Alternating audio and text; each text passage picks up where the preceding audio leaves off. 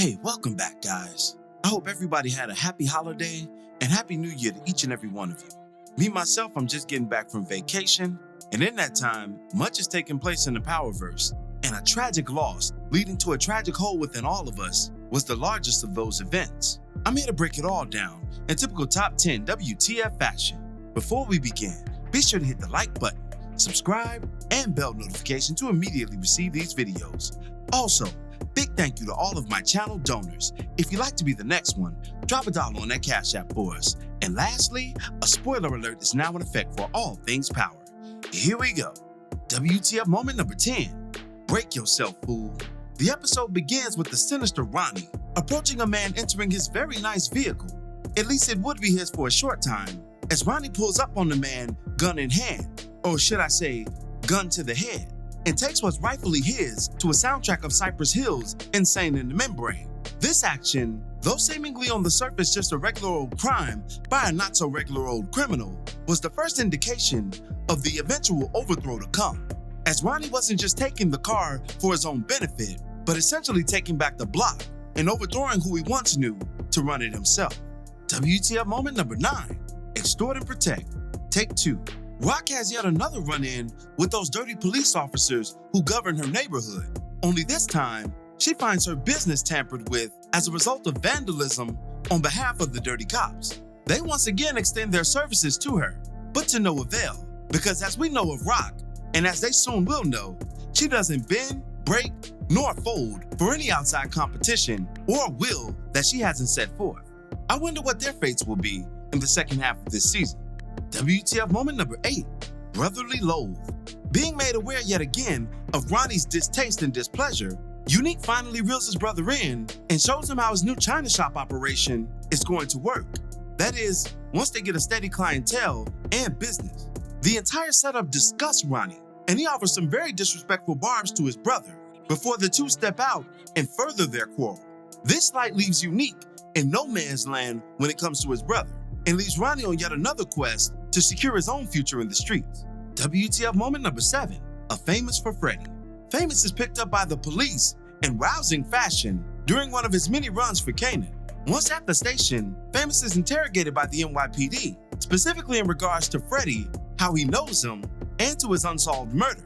Famous, for what it's worth, does hold his own in this interrogation, but that seemingly won't last long, as the walls seem to be closing in on Famous, not just from the law, but from his once beloved brother. WTF moment number 6. Failed visitation. As a result of Rock's plan against Kanan to get him back under her roof, the state mandates impromptu visitations in order to ensure healthy living conditions for Kanan under Rock's roof.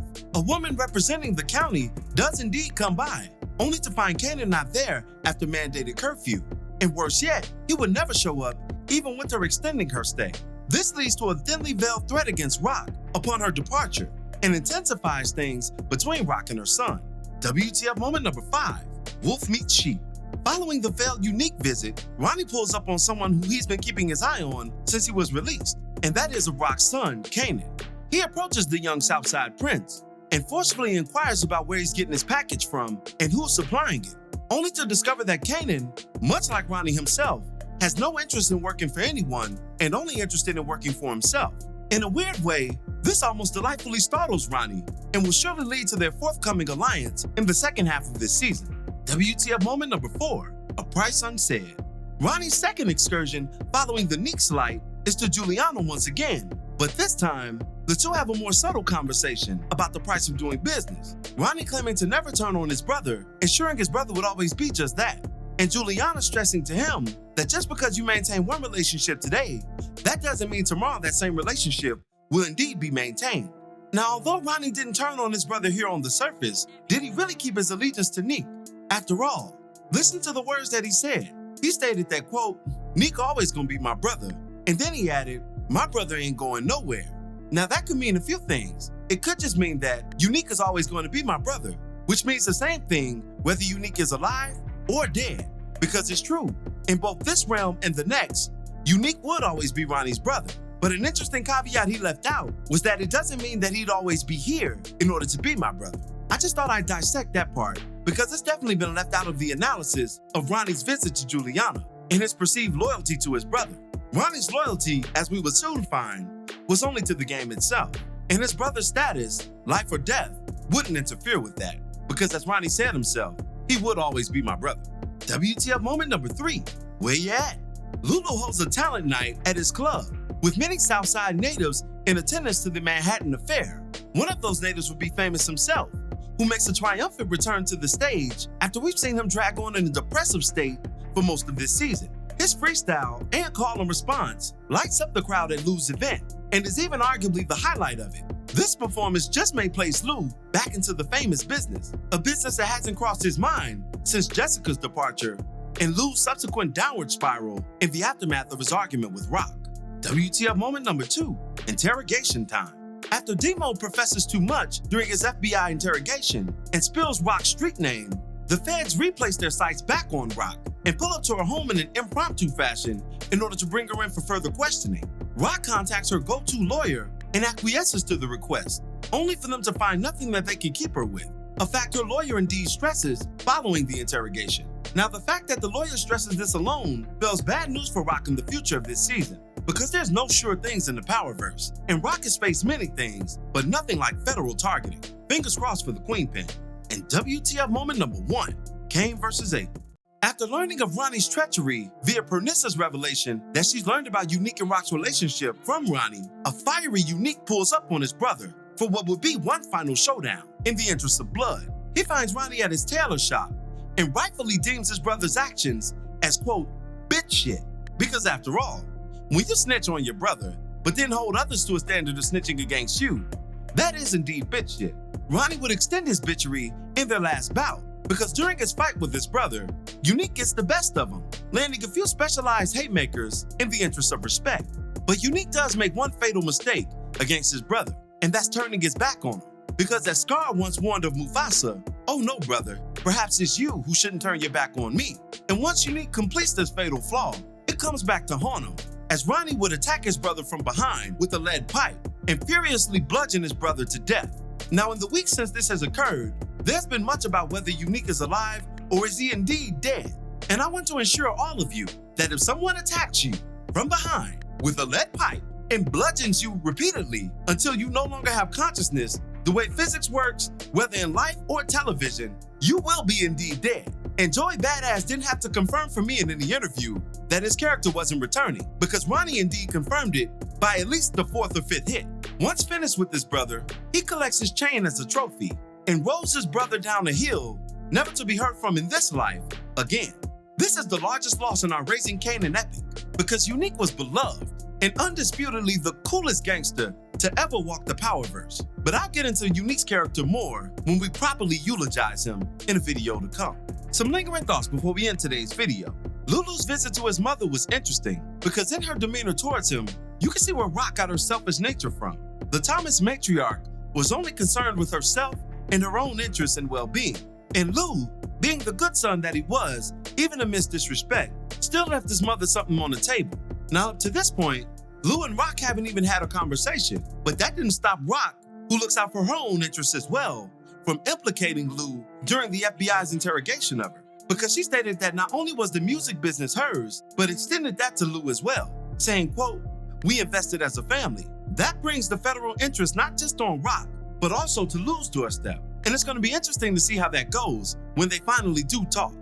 I wonder who called the police on Famous in order for him to get roped up. And could that person perhaps be Paul? Remember, Paul knew all about Kanan and Famous's operation, and even lamented the fact that he was losing money back in episode 4. Could meddling in their business save his own? Also, keep in mind that Kanan's best delivery boy, Javon, just quit, according to the other delivery crew. Could he perhaps factor into this? And could he and Paul be conspiring against Kanan and Famous, unbeknownst to them? I guess we'll learn soon enough. During Famous's return to the stage, he said a very interesting line, one that should have all our antennas raised. Quote, I drop dimes, I don't care who it affects. Now, Famous's interrogation wasn't indicative of this, but his music has been, as in the past, he has dropped information that any credible police crew could use against not just him, but all those who he's speaking about. He did this most infamously in Streets Need a Body, which found Famous putting all of the street business that Kanan had committed in his own raps. Also, there's a new song on the way called 411, where Famous is rapping about the very murder that he's being interrogated about in this episode, which is that of Freddie. Now, 411 has been up on Lionsgate's music site for a little while now, as many of you have made me aware of. And once it hits this show, it could just be the very reckoning that Famous wasn't asking for. And it runs right in line with his character, as his character has historically been deemed as too much of a talker, and by Howard, quite curtly, a clown. We'll see how it goes for Famous, but it's really not looking good. And finally, Juke's girl group Butter has been a side note in the last couple of episodes, but there are parallels to that group in real-life early 90s groups that I just have to make clear here. Now, if this girl group Butter is ran by a woman named Nakia, Nakia is harsh and speaks to the girls any kind of way, almost in a God complex-oriented fashion. And many have made it clear in comment sections and on Twitter X that Nakia is none other than Pebbles, who was once married to L.A. Reid and had done business with Babyface and other 90s heavyweights. Pebbles is also responsible for discovering TLC, and TLC was made up of 3 girls, T-Boz, Left Eye, and Chili. Now let's assume Crystal, the light-skinned diva of the group, is T-Boz in theory. That would make Aisha Chili in theory, and Jukebox Left Eye in theory. Now, of the 3 girls, I'm talking about TLC now, Left Eye is the only one no longer with us, rest in peace. And as we know in the Powerverse, Jukebox is no longer with us, rest in peace. Now, if this parallel remains true, that spells nothing but doom and gloom for Butter, because another link in this parallel chain are the conflicts developing between Aisha and Nakia. Now, in real life, Pebbles had significant issues with Chili, and in one interview, she even charged her with sleeping with her former husband, L.A. Reid. These comparisons to real-life occurrences just offer us more insight into the future of Butter on Raising Kanan, and more importantly, that of Jukebox. But that'll do it for this one. What were your thoughts on Raising Kanan episode 305? Be sure to drop me your opinions in the comments below. As always, I thank you for watching today's video. If you liked today's video, go ahead and drop $1 in that Cash App for us, hit the like button, share it with your friends who are Power fans, and subscribe for more content such as this. This is Rudy P. Magic of Rudy P. Magic Beats, and have a blessed one until the next one. Peace, y'all.